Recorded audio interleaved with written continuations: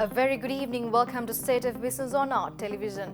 I'm Ashinsani Veerasinghe. Let's have a look at the headlines first. Inflation in June shows only a slight difference of 0.1% compared to May this year.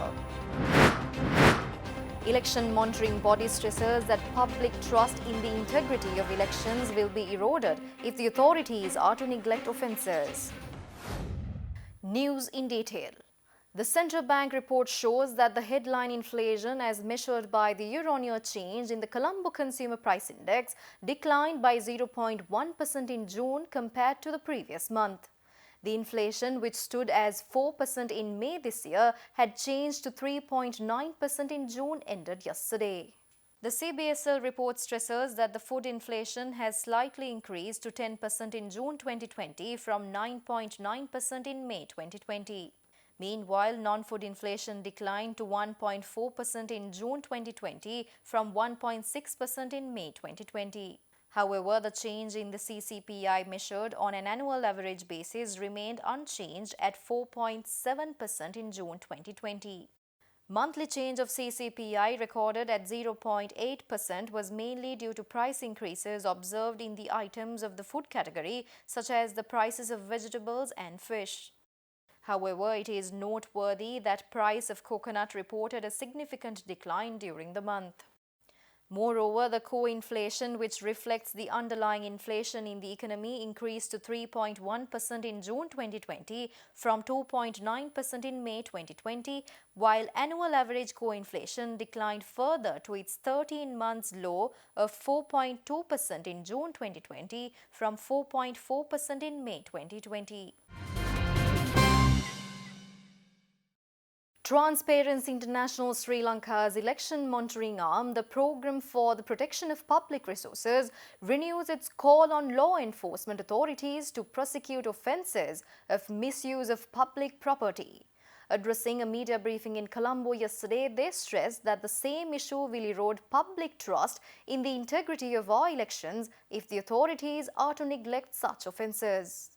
It is essential that public officials in working for the state ensure that there is no opportunity given for those who are running for elected office to use a state function or a state role to promote themselves in any way or form.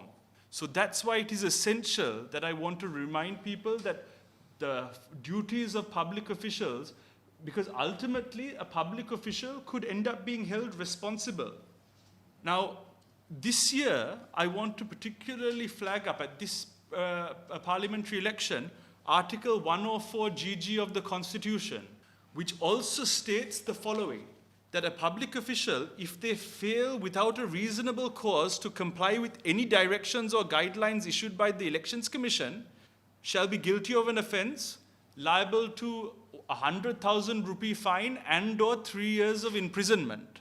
Now, that is a very, very stiff penalty, and I want to use this opportunity to remind public officials of the fact that that sort of penalty can follow if the guidelines of the Elections Commission around buildings, vehicles, functions which are being carried out for laying of foundation stones, all of these sorts of things, there is some serious penalties that flow from not following the guidelines of the Elections Commission.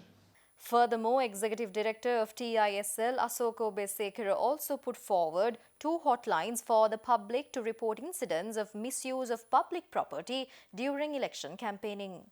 Any person who wants to file a complaint regarding a potential misuse of state resources can contact us on these 2 telephone numbers, 076 322 3442 and 076 322 3662. You can also email us at pppi@tisrilanka.org. Also, please feel free to send even by WhatsApp any evidence that you may have, and we will look into it, verify it, and assist in the filing of complaints and the following up of complaints as well. Stay tuned for more news after this short break.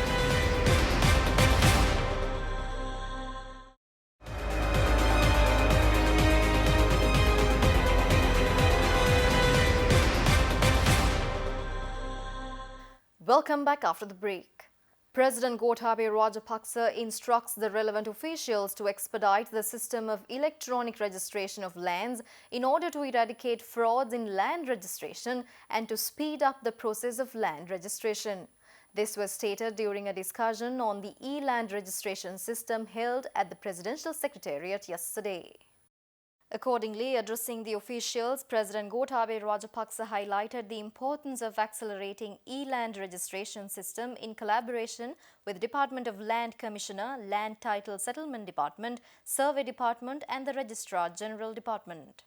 President emphasized that effective coordination among related entities in charge of land registration should be maintained, and he advised to set up a committee comprising the Ministers of Wildlife, Forest Conservation and Environment. Moreover, with the new registration program, details of the land deeds and title abstracts will be computerized.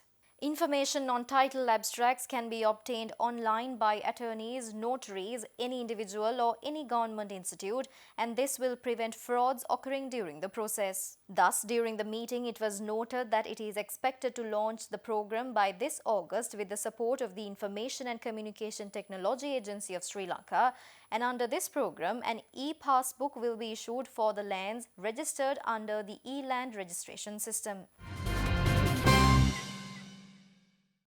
United Nations Resident Coordinator Hannah Singer says that Sri Lanka's tourism has a great potential to accelerate progress across the Sustainable Development Goals.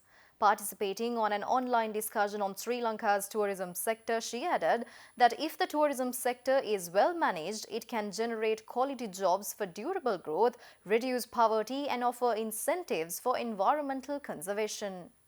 Tourism is a vital economic sector for Sri Lanka, accounting for 5% of its gross domestic product and employing 250,000 persons directly and up to 2 million persons indirectly. Like other sectors, tourism sector was also affected by the COVID-19 crisis. As the losses have been particularly detrimental to many micro, small and medium enterprises and informal workers reliant on the tourism sector, a special meeting took place last Thursday to identify the issues which should be addressed soon. Speaking at the event, Tourism and Aviation Secretary S. Hettiarachchi stated that the tourism sector is nearing a total loss of income in the hotel and accommodation sector and for tour operators and guides. He also said that the income loss had a direct impact on jobs and income security, and women are disproportionately affected.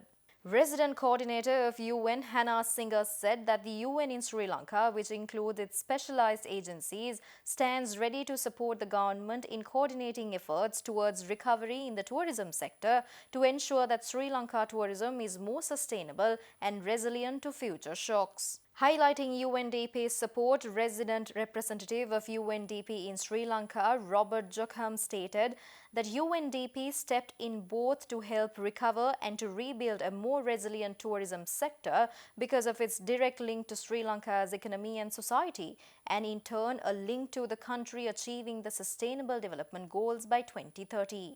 The resident representative of UNDP also highlighted that this will require public and private finance from both international and domestic sources.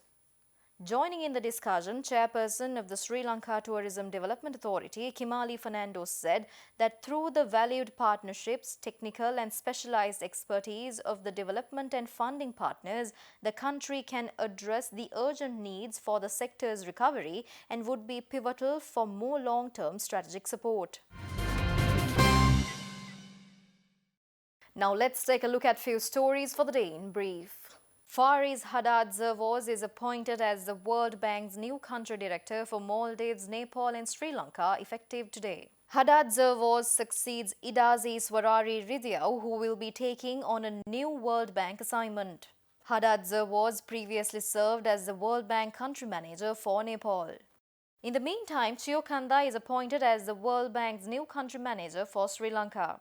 She will oversee a total portfolio of around $2.3 billion and the development of a new country partnership framework. Kanda's appointment comes at a time when the government of Sri Lanka is working to address both the immediate and long-term health and economic impacts of the COVID-19 crisis. The European Union reopened its external borders from today, initially to a list of less than 15 countries that does not include Sri Lanka. The Embassy of Sri Lanka, accredited to European Union in Brussels, which has been actively lobbying for Sri Lanka's inclusion in the list, was informed by the European Commission that it has not yet considered countries that have not opened airports nor accepted visitors from the EU region. The embassy was further informed that the list will be progressively expanded depending on the progress made in the epidemiological situation in countries, the ability to apply containment measures during the travel, and whether or not that country has lifted travel restrictions towards the EU countries. We will be back with stock updates after this short break.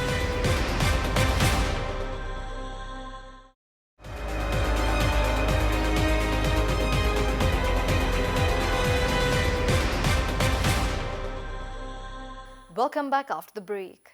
Trading at Colombo Stock Exchange ended on a negative note today. The all-share price index dropped 1.16 points to close at 5,148.41, and the S&P SL 20 dropped 10.05 points to close at 2,258.72. The turnover was 1 billion rupees and over 32 million shares were traded. Up next are forex rates.